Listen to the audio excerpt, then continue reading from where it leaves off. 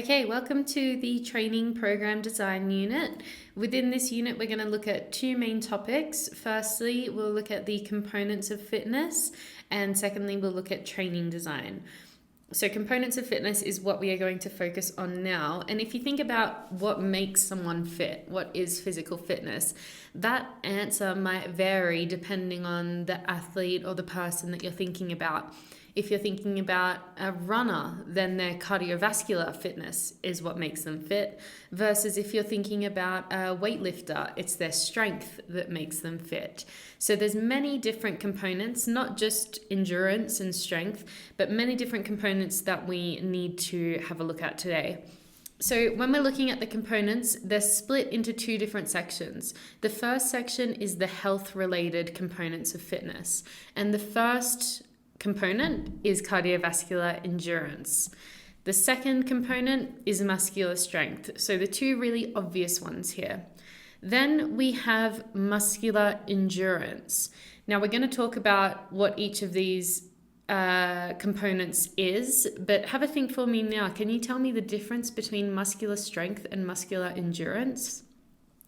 The next we'll be looking at is flexibility, and then finally in the health-related components of fitness is body composition, which can sometimes come as a little bit of a surprise, but if you think about body composition, it's important for almost every athlete, regardless of their sport that they are playing. For example, in a high jump athlete, they need to be tall. In a gymnastics athlete, they want to be strong, but they also want to be light. So body composition plays a factor in almost every single sport. Now, the reason these are referred to as health-related components of fitness is because they also focus on our overall well-being, and they're essential for general health and preventing disease. So cardiovascular endurance, muscular strength, muscular endurance, flexibility, and body composition. In our second category, we have skill-related components of fitness, and these are more specific to athletic performance and are really important to achieve success in various sports. So within the skill-related fitness components, we have agility, balance, coordination, muscular power, reaction time, and speed. So these skills allow athletes to perform better at their specific sport. But remember that some sports are going to be focused on just a few of these components of fitness, whereas other sports might involve a little bit of everything. So think about skiing right now. Which of these components of fitness do you think is most important to be a successful ski racer? Is it agility? Is it speed? Is it body composition? Is it endurance, cardiovascular endurance? Normally, there's going to be quite a few, but you can see how some of these may relate to you more than others. So we're going to go through each of these 11 components of fitness in a bit more detail, and we need to talk about what it is. So what is cardiovascular endurance? What is muscular strength? And secondly, we're going to talk about how can we actually measure it? And this is through fitness tests. So what tests can we implement within an athlete's training program to see their progress within these different components of fitness? When we talk about the fitness test, we need to discuss the validity of the test. So the validity is how well the test actually measures what it's supposed to measure. Reliability, on the other hand, is how consistent or stable the test is in measuring what it's supposed to measure. So validity is simply, does it measure the component of fitness correctly? And reliability is, can the results be reproduced? Is it a stable test, or is every time I do the test, are the results going to change depending on the conditions, depending on my level of fatigue or motivation? Is that going to affect my test results? And we're also going to discuss the advantages and disadvantages of each test. So talking about these tests for these different components of fitness is really important. You'll have probably done them yourself, some of the tests that we'll talk about today, but they're important for tracking athlete progress. So you might put a test at the start of a program and then at the end of a program to see how much that athlete improved. And this is a summary sort of cheat sheet for you that you can come back to looking at all of the components of fitness. So we've got the 5 health-related components and the 6 skill-related components, a description of what each component is, and then the tests. Now within the test sections, there's 2 different columns. The gold standard test means it's like the perfect test. You can't get a better test than this to measure that component of fitness. For example, for cardiovascular endurance, the gold standard, the best test we can do to measure it is doing a VO2 max test or a lactate threshold test. But we can also do estimates. So if we don't have access to the VO2 max equipment or the lactate threshold equipment that's needed to do that test, we can do other estimates like the Cooper 12-minute run test or the beat test, which can predict our cardiovascular endurance based on an estimate. There's only gold standard tests for a few of these components of fitness. Mostly it's estimates. And when we're choosing tests for different athletes, we always need to think about whether it's specific to the sport. And you'll see what I mean by that when we talk about cardiovascular endurance, which we're going to do right now. So cardiovascular endurance, what is it? It's also called aerobic fitness or just endurance. It's the ability of the heart, the lungs, and our blood vessels to get oxygen to the muscles, for the muscles to use that oxygen to create energy. In terms of performance, it's vital for our endurance performance. And in terms of health, we know that having a good cardiovascular endurance base lowers our risk of cardiovascular disease and can improve our overall stamina. So that's why it's called a health-related component of fitness. How we measure it, we said the gold standard tests are the VO2 max test and the lactate threshold tests. We can do estimates as well, which are a lot easier to implement. The Cooper 12-minute run test and the multi-stage fitness test, which is also known as the beat test. So let's go over firstly the VO2 max test. So we're measuring the maximum amount of oxygen we can uptake and use during intense exercise. Normally, this test is done on a bike or a treadmill. So if you had a cyclist come to you for a VO2 max test, you'd test them on the bike. If you had a runner come to you for a VO2 max test, you'd test them on the treadmill. Basically what happens is you get hooked up to the bike and treadmill, you put a big mask on your face, on your mouth, and you block your nose with a little pin block. They put like a little peg on your nose, and you have to breathe through this mask whilst you're exercising. And when you're exercising, the intensity increases. So imagine you're on a treadmill and every few minutes you have to go faster and faster until you reach exhaustion. So it's a maximal effort. You have to go until you can't go any longer. And the oxygen uptake is recorded, and that is our VO2 max. And it's produced in milliliters per kilogram per minute. And there's a good video on VO2 max testing if you want to go and watch that on YouTube. Now, in terms of normative data, so this is just average data from the average population. This is where average VO2 maxes lie for different age groups, looking at males and females. So you'll see that in all age groups, male VO2 max is slightly higher than female VO2 max. And it's due to a couple of things. Firstly, males have a bigger lung volume and have a bigger heart as well. This means that with each breath, men can get more oxygen into their lungs and through into the blood. And with each pump of the heart, they're circulating more blood, carrying that oxygen around the body for it to be uptaken by the muscles. And that's why boys have higher VO2 maxes than girls. It's normally due to bigger lungs and bigger heart. In terms of athlete populations, we've got a few sports here. The age at which most people are successful within these sports, and the average male VO2 max and female VO2 max. So you can see for some sports it's really high. Normally for Nordic skiing it's very high. So if we find skiing Nordic, for males it's 65 to 94 and for females 60 to 75. So both very high VO2 max values there. However, if we look at something like weightlifting right down the bottom, it's 38 to 52, so quite a bit lower. You'll see different sports require higher VO2 maxes and some sports require lower VO2 maxes. So if I had a weightlifter come to me and said he wants to get tested and see where he's at within his sport, I'm probably not going to do a VO2 max test on him because he's not running around, he doesn't do endurance for his sport. So I don't really care what his VO2 max is. Now, in terms of the test in itself, the validity is high. It's a great measure of VO2 max, which tells us directly what our cardiovascular endurance is. It tells us our upper limit of our cardiovascular endurance. So this is why it's a gold standard test, because it measures exactly what it is supposed to measure. In terms of the reliability, can I repeat this test and get the same outcome each time? It's also high, as long as it's performed with consistent protocols. So if I test someone on the treadmill and then a few weeks later I get that same person back and test them on the bike, those results aren't really comparable because the protocol has changed. I want to keep the protocol consistent. And we also have to consider that the reliability will vary with the fatigue or motivation that the athlete feels.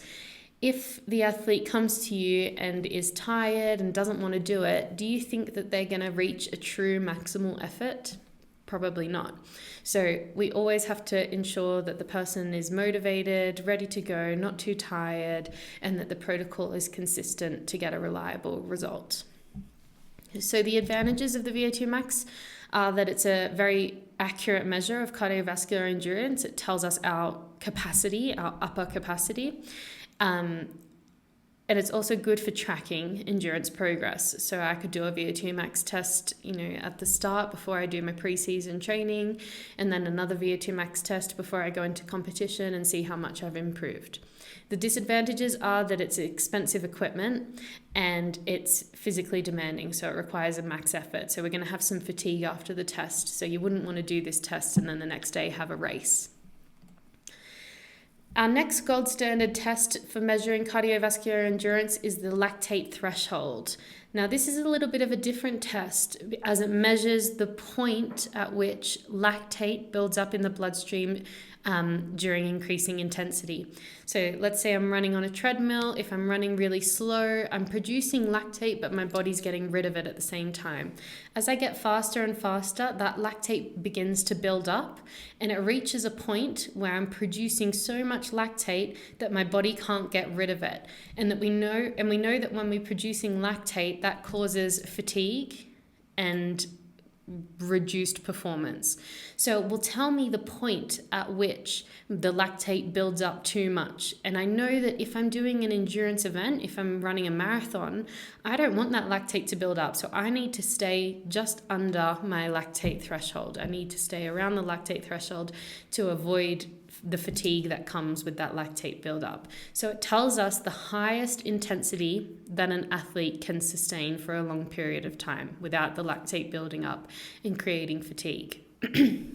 Again, this test is performed on a treadmill or a bike. Depends on the person who comes to you.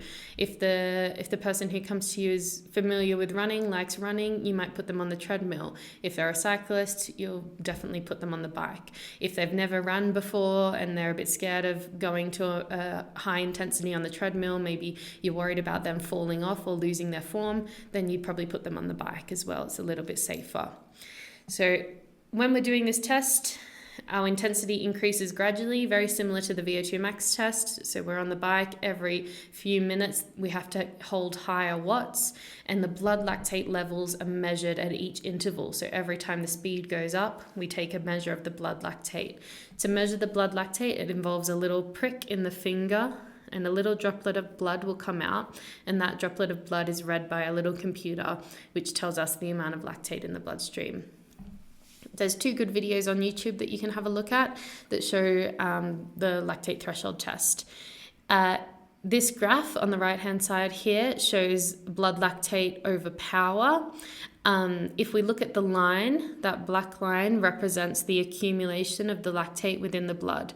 So I just want you to ignore where it says LT1 and have a look at LT2. This LT2 value occurs at around 230 watts. So LT2 is where after that, we know that the lactate's really building up.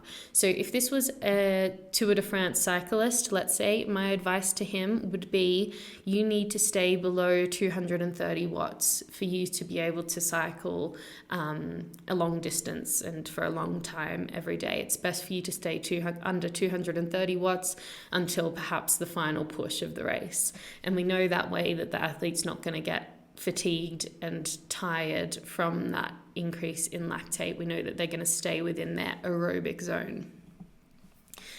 Now, the validity of the lactate threshold test is very high. It accurately measures when fatigue or lactic acid begins to accumulate within the bloodstream and an athlete goes from aerobic to anaerobic metabolism.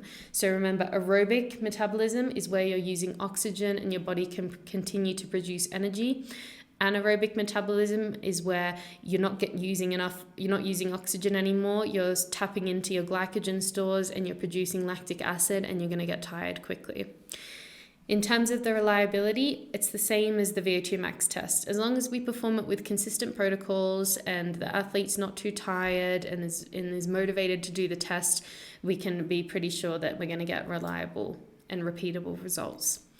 Advantages are that it's useful for setting training zones, and I'll show you what that looks like in a second. And we can see changes in cardiovascular endurance better than we can with VO2 max. So the lactic threshold or the lactate threshold seems to change more than the VO2 max. So let's say I do a 6-week training program and my VO2 max at the start is 45. I do a VO2 max test at the end and it's still 45.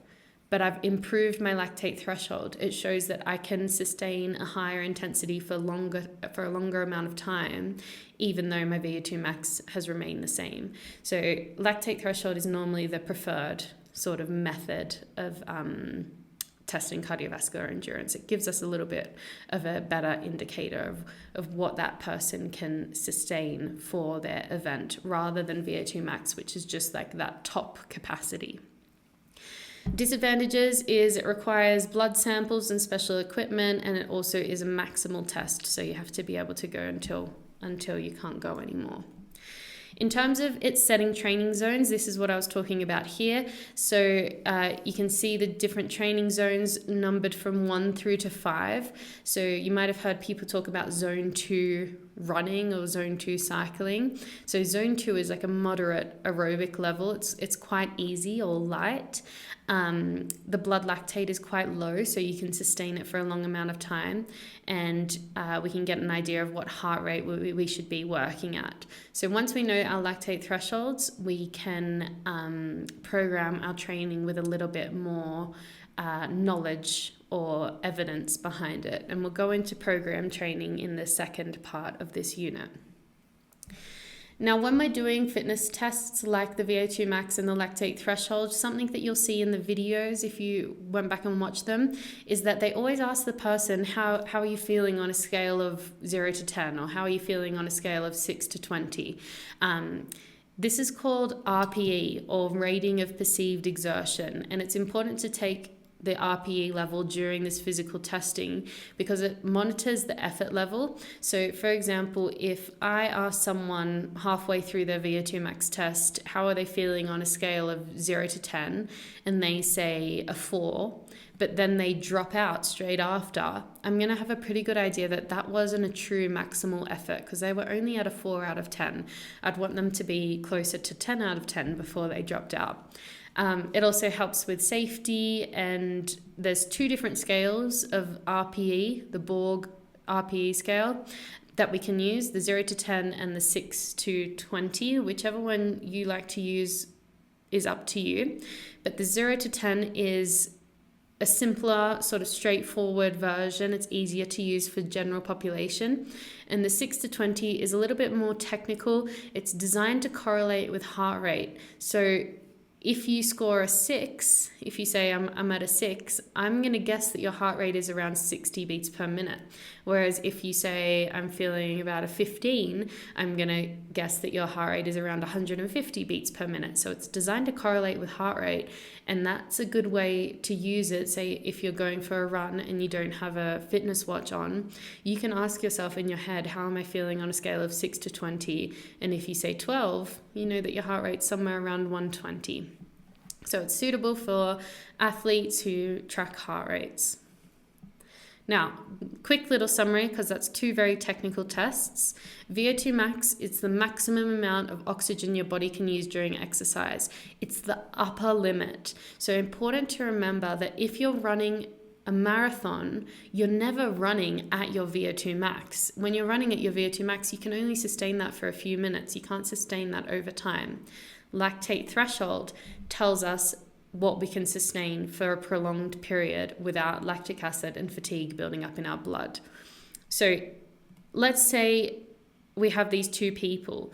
The goal really is to be able to perform at a higher percentage of our VO2 max with minimum lactate being produced and accumulating in the blood. If these 2 people were in a race, let's say a marathon, and her VO2 max is 52 and his VO2 max is 52, this doesn't give me enough information. I don't know who's going to win the race. They both have the same VO2 max. What can give me more information is the lactate threshold. So she can sustain running at 5 minutes per kilometer for a long time without lactate accumulating and fatigue building. Whereas I do his lactate threshold and he can only sustain 6 minutes per kilometer over a long period of time. So who wins the race now? The answer is the girl. She's able to perform at a higher percentage of her VO2 max without lactate accumulating. And a good video to see the comparison between VO2 max and lactate testing is this one here. Now we're on to our next test. These are no longer gold standard tests. These are estimates. So to get an estimate of our cardiovascular endurance, we can do something called the Cooper 12-minute run test. It's very simple. You run as far as you possibly can in 12 minutes, and to get an estimate of the VO2 max, you do a little equation, 22 times the kilometers that you ran in the 12 minutes minus 11.288. You can see some normative data there, what would be excellent to poor for males and females in different age groups. And the validity of this test is medium. It's an estimation of your VO2 max. It's not a true measure. The reliability is medium. You can get repeatable results as long as it's performed with consistent protocols. So let's say I did the Cooper 12-minute run test up here in teen, and then I did the Cooper 12-minute run test down at sea level. That's not going to be a reliable comparison because we know that at sea level, I'm going to have access to more oxygen and probably be able to run further.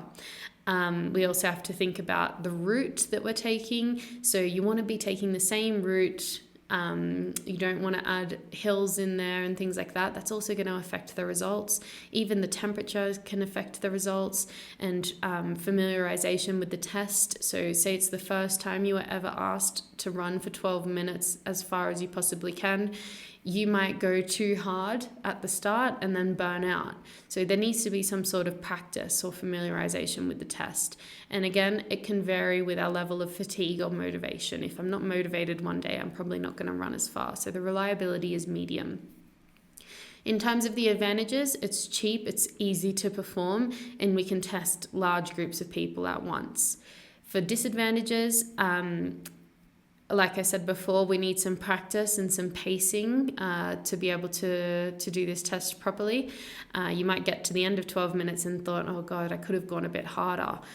So we know that that is a disadvantage, and it is a maximal effort as well. So you're trying to run as far as you possibly can in that 12 minutes. You're going to be pretty tired at the end of it. So you wouldn't get your grandma to do this test to measure her VO2 max.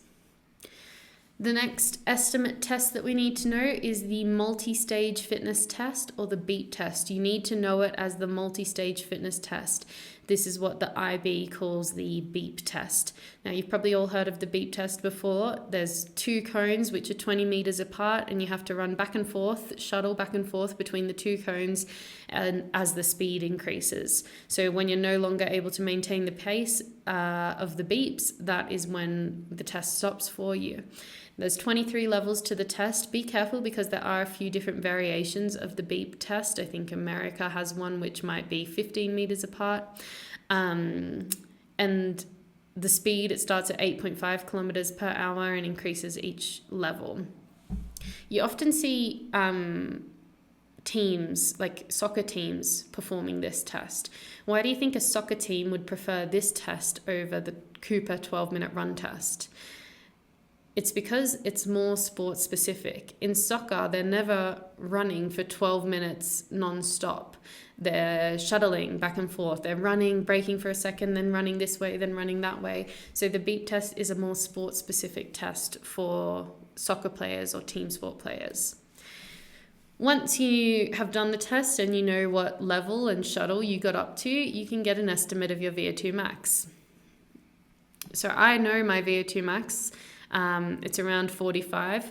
So if I find my VO2 max on this slide, I can assume that I would get to about level 9, maybe shuttle 6 of the beep test. For each level, there's multiple shuttles within each level. So level 9, shuttle number 6. For normative data for boys and girls, we've got excellent to poor. So for boys age 14 to 16, an excellent score would be getting up to level 12, shuttle number 7. The validity of this test, does it measure cardiovascular endurance? It's low. It's an estimate of VO2 max, but it's not a very accurate estimate. So it's not the best test, but it can give us a good idea. The reliability is medium, as long, again, as we have the same protocols, we're familiar with the test, we consider the surface, are we running on cement or grass, and altitude and temperature and things like that. So always consistent protocols, and again, it varies with our level of fatigue or motivation. The advantages are large groups can be tested at once, and it's cheap and easy to perform. And it's very good for team sport athletes because it's more sport specific. So it involves that sharp turns, that short rest that they actually need in their sport. The disadvantages is that practice is required and it's a maximal effort. Now, if a cyclist or a runner came to me, I would never get them to do the beep test because it's not specific to their sport. They're not stopping and starting like a team sport athlete does.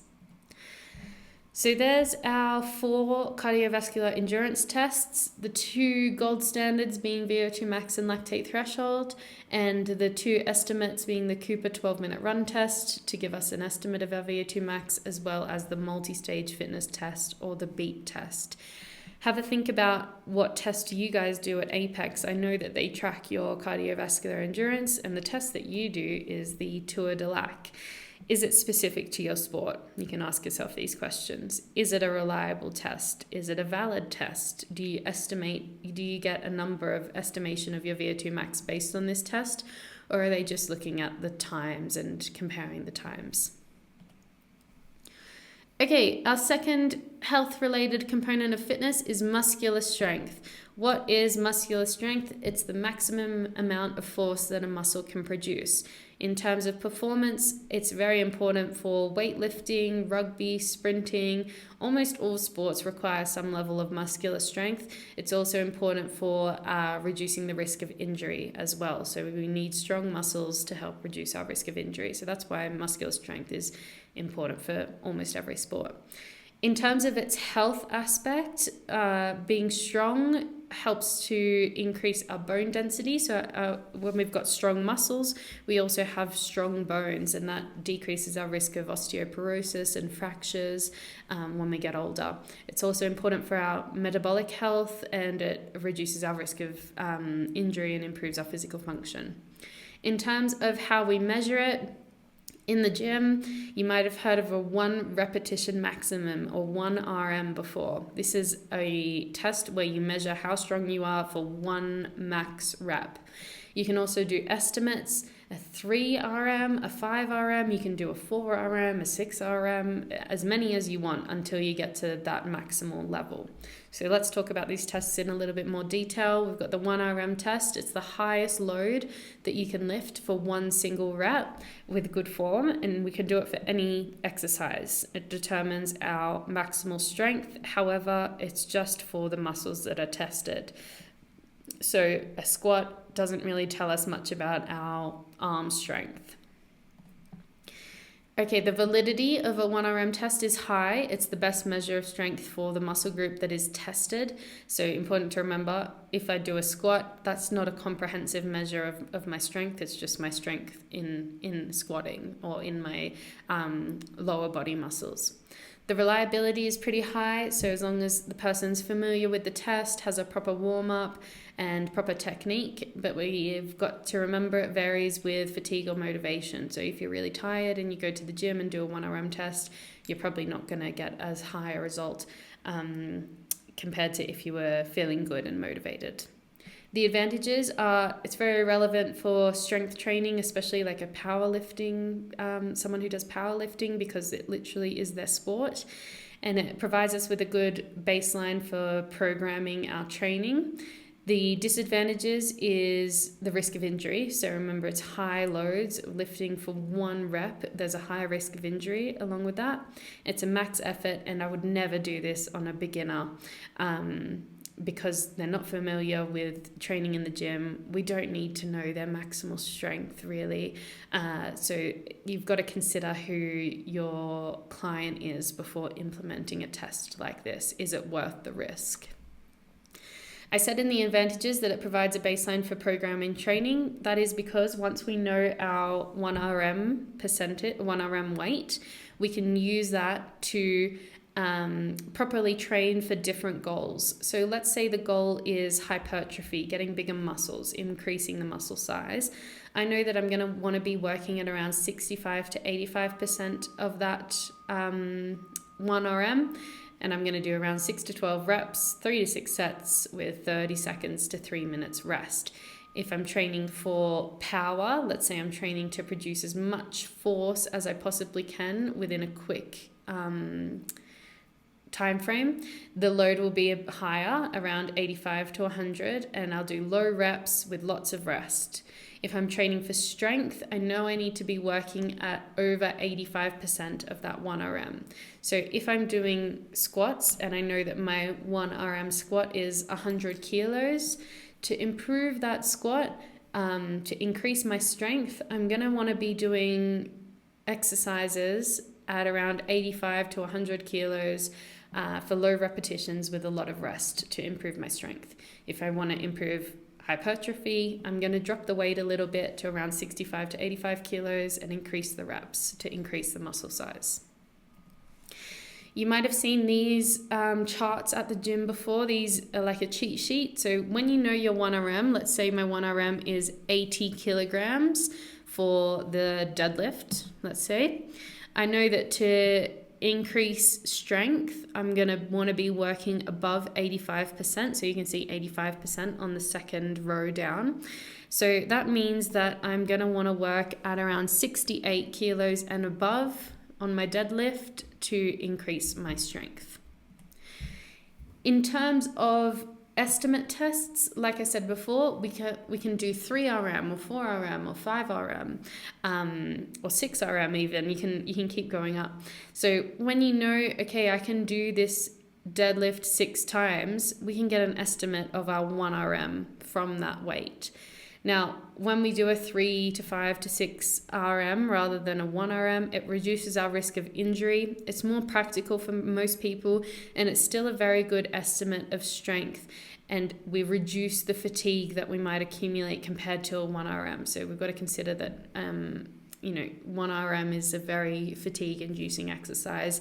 If I increase the reps, I'm not going to have so much fatigue. So let's say I've done 5 squats at 78 kilos, and I could only manage 5. 5 was my maximum. So that means my 5 RM is 78 kilos. I can then assume that my 1 RM for my, did I say squat? Yeah, is 90 kilos. So you use it in that way, and then I can base the percentages from that 90 kilo weight. Let's say I've done a 10 RM now. I've done a 10 reps of bench press at 128 kilos. So 10 RM at 128 kilos. I couldn't do one more. At 10, I was exhausted, right? The maximum I could do was 10. So my 1 RM bench press was 170 kilos. So it's a pretty good estimation. In terms of the validity, it's a medium. It's a pretty good estimator of muscular strength for the muscle group that we test. The reliability is high, again, as long as we're familiar, we've warmed up, we've got good technique, we're motivated. The advantages are that it's safer than 1 RM testing, and it's easier to perform and a lot more appropriate for most populations and athletes. The disadvantages is that we have to think about fatigue management. So when you're warming up, you don't want to accumulate too much fatigue so that you can still produce, a high load at your 3 RM, let's say. And it might underestimate the absolute maximal strength as well. Our next component of fitness is muscular endurance. Now, muscular endurance is different to muscular strength. Muscular endurance involves repeated movements without fatigue. So it's not just how strong the muscle is, it's whether the muscle can sustain the repeated movements over time without fatigue. In terms of performance, cyclists have to keep pedaling their legs and producing force through their legs over and over and over and over again. This is muscular endurance. It's not about the max strength, it's about being able to repeat it. Rowers who have to pull back on the oar. Runners who have to keep producing force through their legs to propel themselves forward, and swimming as well, kicking their legs and moving their arms through the water. In terms of health, muscular endurance is important for muscles to sustain activity over time. So think about daily tasks like walking up the stairs. We need some level of muscular endurance to not fatigue, to be able to do everyday things. In terms of measuring it, we don't have a gold standard measure. So there's no perfect test for muscular endurance, but we can do estimates through, looking at maximum amount of push-ups that a person can do, or isometric holds. So we'll get into what they are now. For max push-ups, it measures muscular endurance of the upper body. You do a normal push-up position, feet on the ground, arms underneath shoulders, lower the chest to the ground, and then lift back up. You do as many push-ups as you possibly can without resting. There's no time limit, but you're not allowed to drop your knees to the ground. And then the test ends when you can no longer maintain a proper form. For girls, for this test, they can have their knees on the ground. So looking at normative data for boys, an excellent score for between 17 to 19 years old is over 56 push-ups without a break.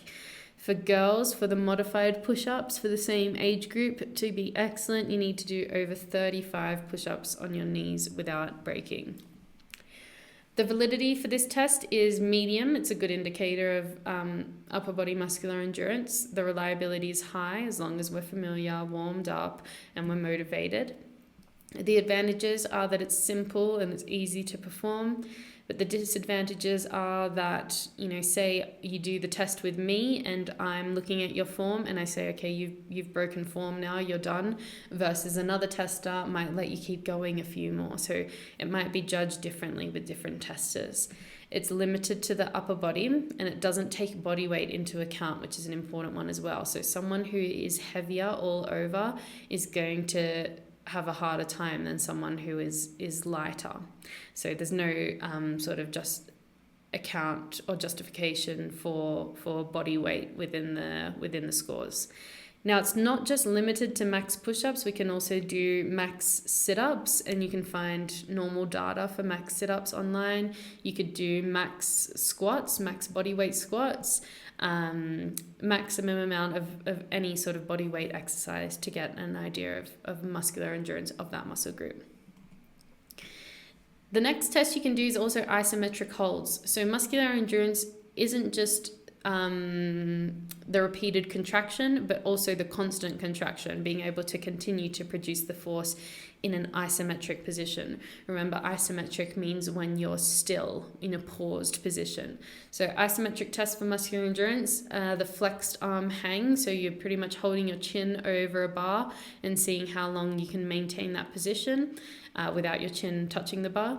There's the wall sit. I'm sure you've all done that before, where you sit against a wall and time yourself for how long you can sit there for. This is looking at isometric endurance of the leg muscles. You can also do a plank to look at the isometric endurance of the abdominal muscles. In terms of the validity, it's medium. It's a good indicator of isometric muscular endurance. The reliability is high with good test familiarization, proper warm-up, good motivation. The advantages, again, are simple, easy to do. The disadvantages also might be judged differently with different testers, and it also doesn't account for body weight when we compare scores between participants, because to hold yourself over a bar, someone who is heavier is going to have more weight to hold themselves there than someone who is lighter. Our fourth health-related component of fitness is flexibility. Flexibility is the range of motion in our joints and muscles. In terms of performance, you need good flexibility for gymnastics, martial arts, swimming, high jump, etc. And for health, flexibility is important because it improves our posture, it reduces our risk of injury, and eases our movement. In terms of how we measure it, there's no gold standard, but there are estimates like the sit and reach test. The sit and reach test involves you sort of sit with your feet against this block and you reach your arms forward, keeping your back straight and your legs on the floor without bending your knee, and record the distance that you can reach. So with the goal being to reach beyond the toes. Now this is finally one where girls are generally better than boys. So here's some normative data, but remember these numbers are in inches. So if you've done this test before, you can compare your results. The validity, it's pretty low. It doesn't indicate overall flexibility. It just looks at flexibility of the lower back and hamstrings. The reliability is medium, so as long as it's performed correctly under the same conditions. Advantages are it's simple to perform and it's cost effective, and there's some disadvantages as well, which is that it's not full body flexibility, it's just low back and hamstrings, and it's also can be very much affected by technique.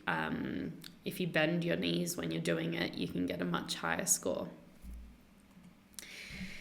Okay, our final health-related component of fitness is body composition. So body composition is how much fat and muscle we carry.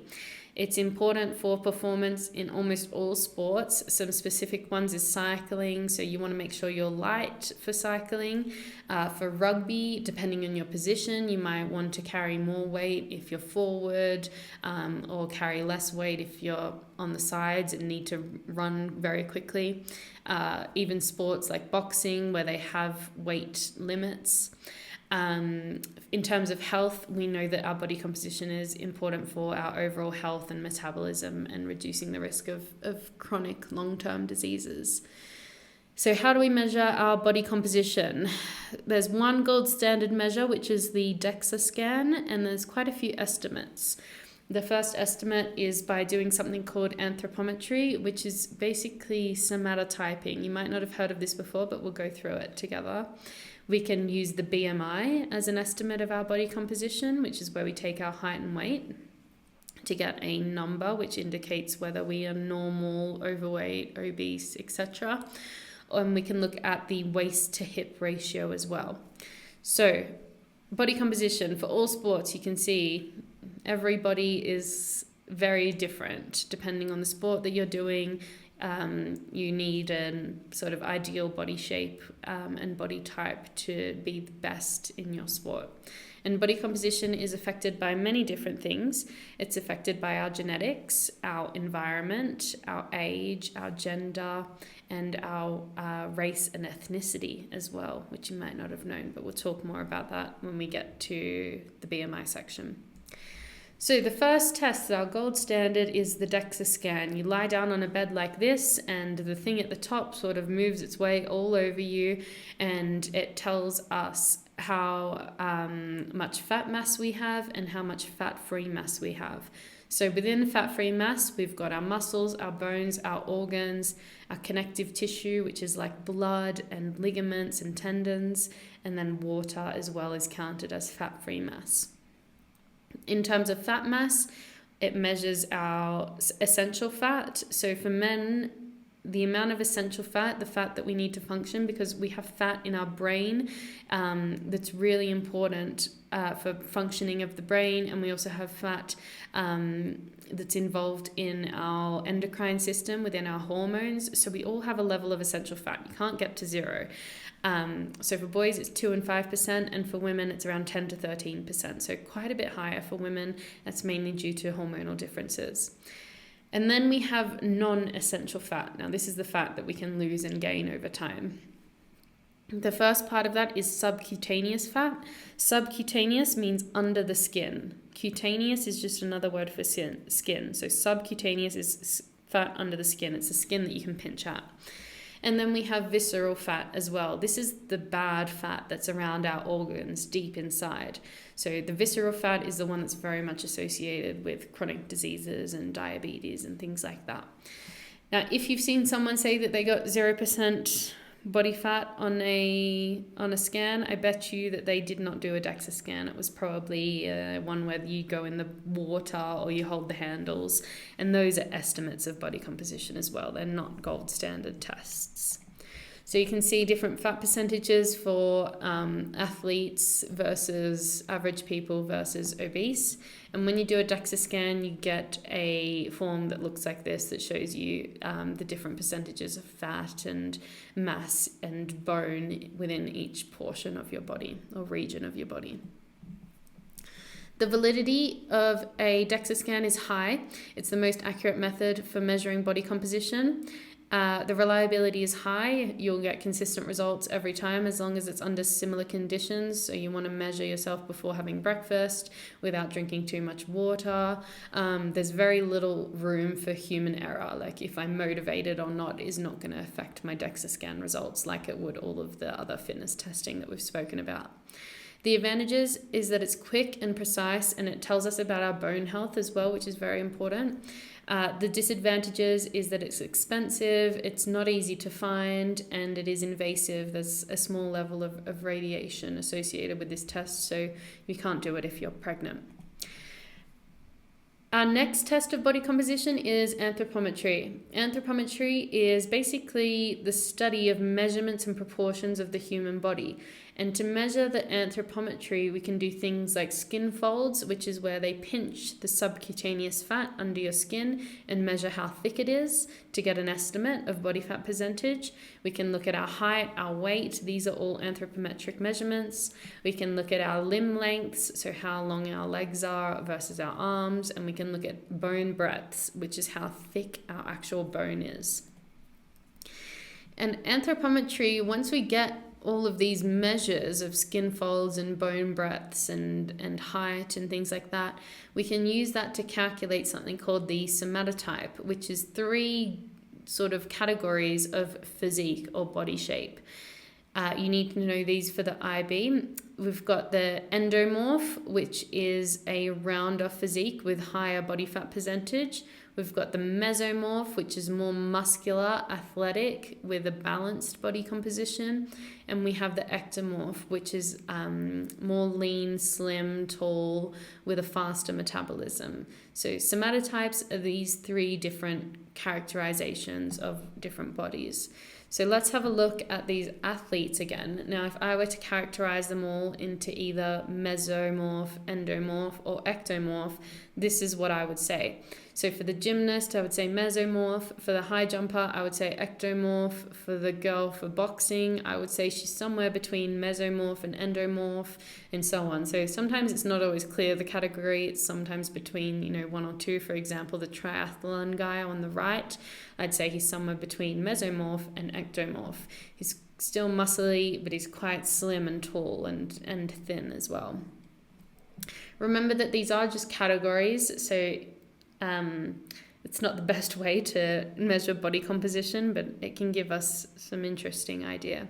If you look at this guy here, you'd probably assume he is an ectomorph. He's tall and lean and thin. If you look at this guy here, you might assume he's a mesomorph. He's quite muscular. And if you look at this guy here, you might assume he is an endomorph. He's quite round and obviously has a higher body fat percentage. These are all the same person. It's all Christian Bale. So important to consider as well with these somatotyping categories that you don't fit into one box or another. Your body changes over time, so never take it too seriously. In terms of the validity, it's pretty low. It provides some classification within those three somatotypes, but it doesn't give us a precise measure of body fat or lean mass. The reliability is pretty low as well, so different people measuring you will have different techniques for skin folding, and your somatotype can change over time with training and aging, so it's quite an inconsistent measure. The advantages are it's simple to perform and it's not invasive like the DEXA scan, but the disadvantages is it's not precise and it's very subjective as well.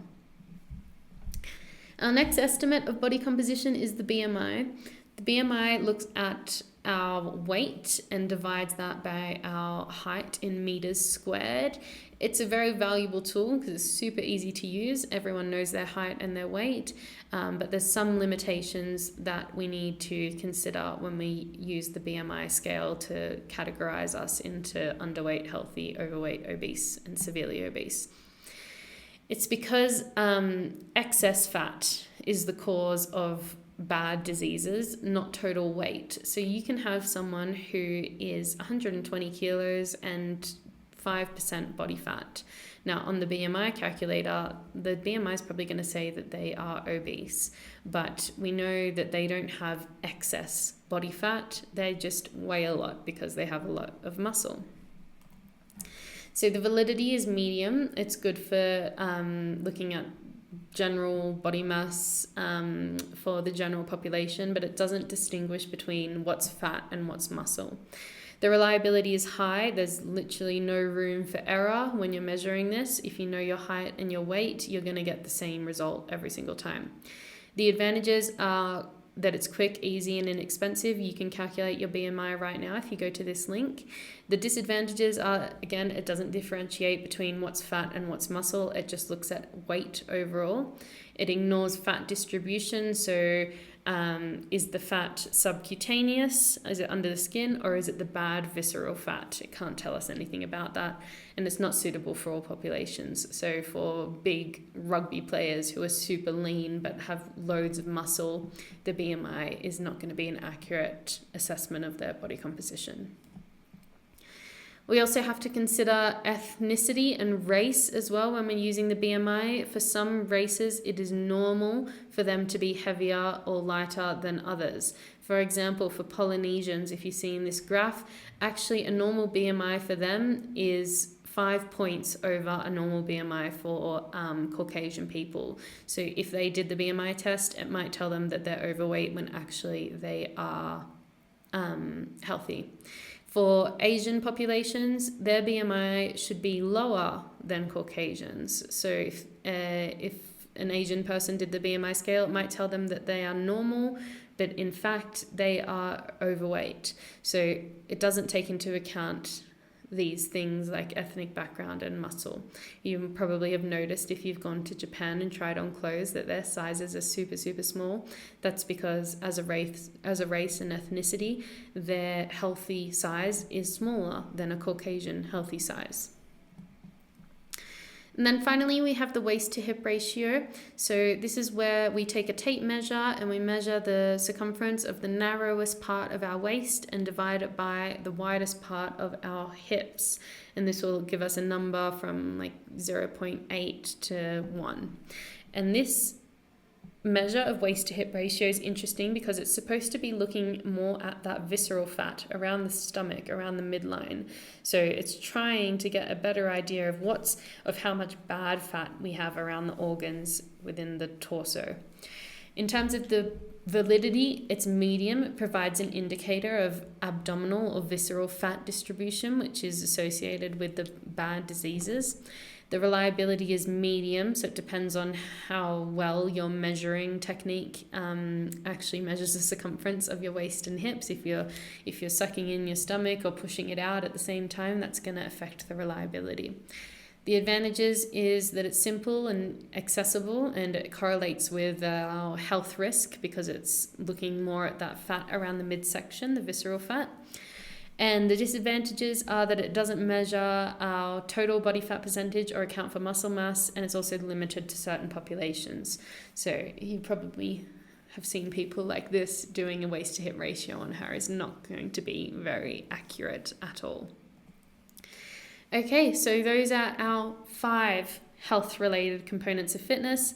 The next section will talk about the skill-related components of fitness, and these will be quite a bit quicker.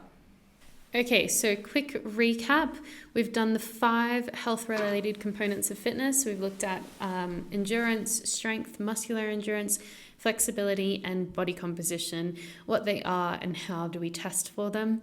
And now we're going to look at our skill-related components of fitness. So the first skill-related component of fitness is agility. Agility is important in a lot of sports that require quick changes of direction, speed, and coordination. So coordination and agility are very much related. In soccer and in tennis, they need to move quickly in different directions, either whilst dribbling or passing the ball or getting around defenders, or in tennis, running towards the ball and being able to hit it back over the net. We can do a test for agility called the Illinois Agility Test. It has quick changes of direction and control of the body's movements. Basically, you run up and down, you run around some cones. You can see the full procedure for this test on YouTube, and you time how long it takes for you to complete the test, and that score will give you a rating from poor all the way to excellent. We can also do the T-test, which is another valid agility test. You basically run up the length of the T to the top, then you run side to side across the top of the T and then backwards back down the T. Again, you can see how that's done on YouTube, and as well you will get a score. And this is looking at high school athletes, what's poor to excellent for them. You have to be careful a bit with this test because of the backwards running. People can fall over. So important to consider the disadvantages as well. In terms of balance, another skill-related component of fitness, it's important in many different sports, especially anything that involves coordinating different movements and controlling those movements, like gymnastics. They rely on balance to do their routines on different pieces of equipment like the beam, or when they're flipping, they need to balance when they land. A test that we can do for balance is the standing stalk test. You basically stand on one leg with your other leg in this position, sort of rested into the side of your thigh, and then you have to stand up on your tippy toes with your hands on your hips. It's actually much harder than it seems. Now, this is a test that measures static balance. It's not a test for dynamic balance, which is used when we're moving. So for something like skiing, I wouldn't really be interested in your standing stalk test results. I'd want a test that measures dynamic balance, and you can find these online with average scores as well. There's a good website which I can show you that's got all of the tests for all of these different skill-related components of fitness. But the standing stalk test is a pretty valid test for measuring static balance and stability. Then we have coordination. So coordination, it's involved, or it's essential to many sports that require our body parts moving together. Things like surfing, skiing. We have hand-eye coordination that we need to consider. We've got foot-eye coordination that might be more relevant for a game like soccer. We can also have upper body and lower body coordination. So it helps athletes perform fluid, dynamic, controlled movements and ensures sort of precision within their sport.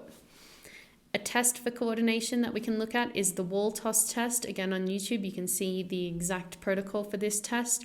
You alternate hands whilst you toss a ball towards a wall, which is about 2 meters. I believe it's 2 meters away.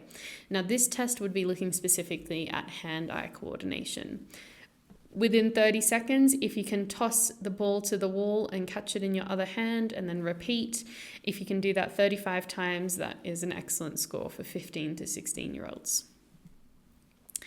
Muscular power is another one. So power is essential in sports that require explosive strength and quick movements. So power is speed plus strength. That's important to remember. So think about something like Olympic weightlifting. Those athletes need a high amount of power to be able to lift heavy weights, but they have to do it quickly as well. It's not just the maximum amount they can lift. That would be more like powerlifting. For Olympic lifting, they need to be able to do it quickly to be able to catch the bar in the position that it has to land in. Sprinters also need a high amount of muscular power as well. So ability to exert force quickly. It's combining strength and speed. There's a test for this on the bike. We can do the Wingate anaerobic test, and this is a 30 seconds all-out test. But basically, as you pedal and you push harder, the resistance goes up as well, and the peak amount of power that you can emit is recorded. It's a horrible test. It doesn't sound like much, 30 seconds all out, but the amount of people I've seen vomiting after this test, I've even had someone pass out after this test, is not very nice. So that is the Wingate anaerobic test. You can go on YouTube and see this video for an example of how that's performed and how horrible it can be. Once you know how many watts you were able to produce, the maximum amount of watts you were able to produce, which is your peak power output, you can compare that to males and females and find your ranking. We can also test muscular power by looking at the vertical jump.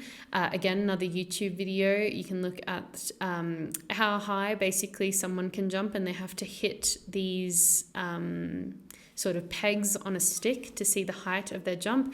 This is looking at lower body muscular power output.